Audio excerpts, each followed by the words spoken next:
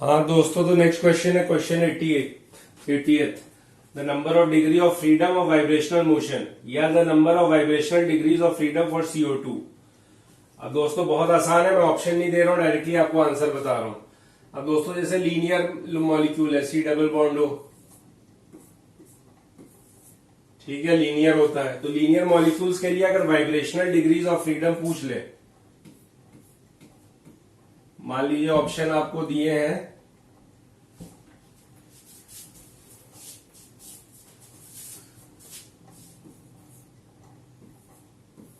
3, 4, 6,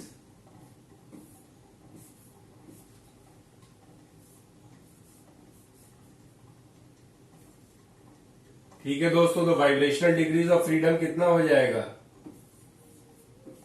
formula याद कर लीजिए।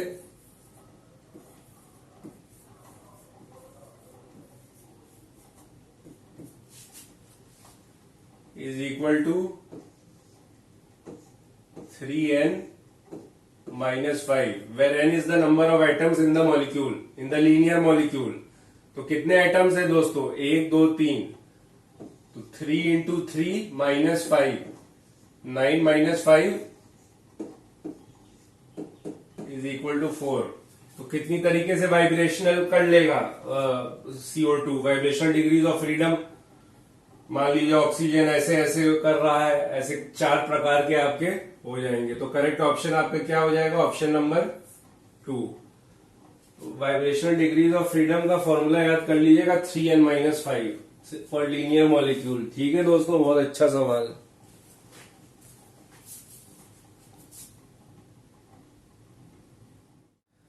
दोस्तों नेक्स्ट क्वेश्चन है जेईई एडवांस का। इस टाइप के आप लोगों ने 11th-12th में तो बिल्कुल नहीं किए होंगे, पर बहुत आसान है। What is the IUPAC name of the compound. अब ये कंपाउंड आपको दिया है, ठीक है दोस्तों। अब ये बाइसाइक्लो है, तो इनको नेमिंग करने का तरीका होता है, बहुत आसान होता है, मैं आपको बता दे रहा हूं। पहले तो आप समझ लीजिए टोटल नेमिंग क्या कर ली, कितने कार्बन है, 1, 2, 3 और 4, ठीक है, तो ब्यूटेन है। अब दोस्तों हम लिखेंगे बाइसाइक्लो। एक स्पाइरो कंपाउंड्स भी होते हैं, एक बाइसाइक्लो, लेकिन स्पाइरो है ही नहीं, देखने में ही नहीं लग रहा है, तो बाइसाइक्लो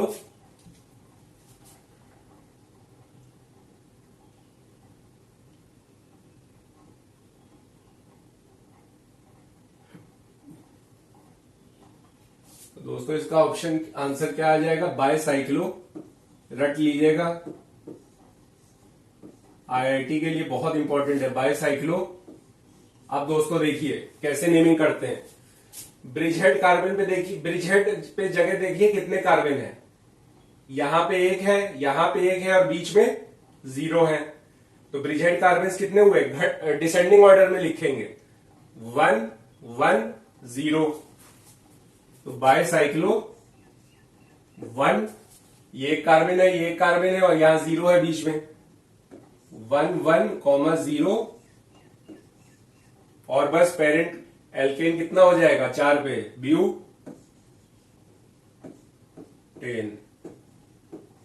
तो दोस्तों बहुत आसान है, ये आपको आना चाहिए। बाइसाइक्लो 110 ब्यूटेन, ठीक है दोस्तों।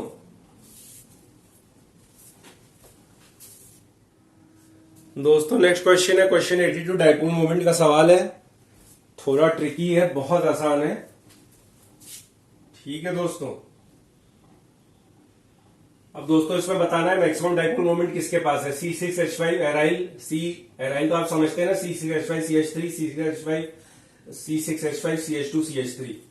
अब दोस्तों समझते हैं, बहुत आसान है। डाइपोल मोमेंट का पहले क्या फॉर्मूला आता है, Q into D, charge on any of the items into,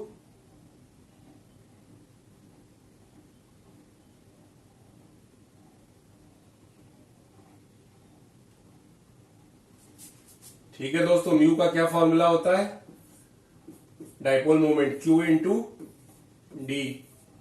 D is the distance between the two atoms, Q is the charge on either, मान लीजिए एक पे पार्शियली पॉजिटिव तो एक पे पार्शियली नेगेटिव, डाइपोल मोमेंट क्या होता है, इन दोनों का प्रोडक्ट। अब दोस्तों देखिए बहुत आसान है, मान लीजिए हम बी से शुरू करते हैं,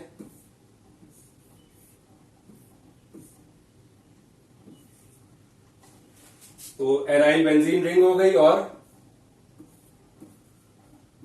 ये मिथाइल ग्रुप हो गया। अब दोस्तों आपको मालूम है जो अल्काइल ग्रुप्स होते हैं वो इलेक्ट्रॉन रिपेलिंग ग्रुप्स होते हैं, तो ये इलेक्ट्रॉन को यहां क्या कर देगा, ये इलेक्ट्रॉन को यहां रिपेल करेगा, तो यहां पे माइनस चार्ज आ जाएगा।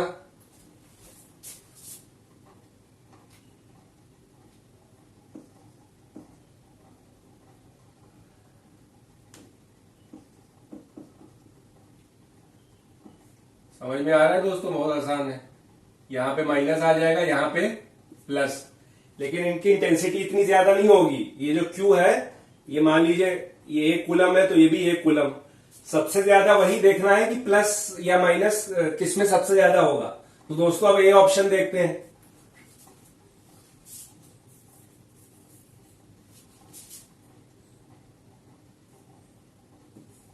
ए ऑप्शन में दोस्तों क्या, एक सी बना दिया, एक CH3 यहां बना दिया। जो पिछला वाला था उसमें Q की वैल्यू ज्यादा नहीं आएगी, D तो सेम रहेगा C और इस कार्बन के बीच का। अब दोस्तों देखिए 3 मिथाइल ग्रुप्स हैं, तो आपको मालूम है all alkyl groups are electron repelling, फेंकते हैं ऐसे, तो ये भी रिपेल करेगा इधर, ये भी रिपेल करेगा, ये भी रिपेल। तो जो इंटेंसिटी ऑफ माइनस चार्ज होगी सी पे बहुत ज्यादा होगी, सी पे बहुत ज्यादा होगी, तो ये इन इलेक्ट्रॉन्स को क्या करेगा, रिपेल करेगा। तो वही इंटेंसिटी पॉजिटिव चार्ज की भी हो जाएगी। तो मान लीजिए उस केस में 2 कूलम था, तो इस केस में मान लीजिए 10 कूलम हो जाएगा, तो 10 इंटू डी तो वही रहेगा। बाकियों में भी देख लीजिए, एक H है, 2 मिथाइल ग्रुप्स है, इसमें ArCH2CH3, इसमें भी एक इथाइल ग्रुप है, ठीक है, ये और ये तो सेम ही हो। तो हमारा आंसर क्या हो जाएगा, जब ये इलेक्ट्रॉन रिपेलिंग इतने ग्रुप्स हो जाएंगे तो इसमें बहुत ज्यादा नेगेटिव चार्ज आ जाएगा, इस पे नेगेटिव चार्ज आ जाएगा, तो इलेक्ट्रॉन्स को बहुत ज्यादा रिपेल करेगा, उतना ही पॉजिटिव चार्ज यहां आ जाएगा।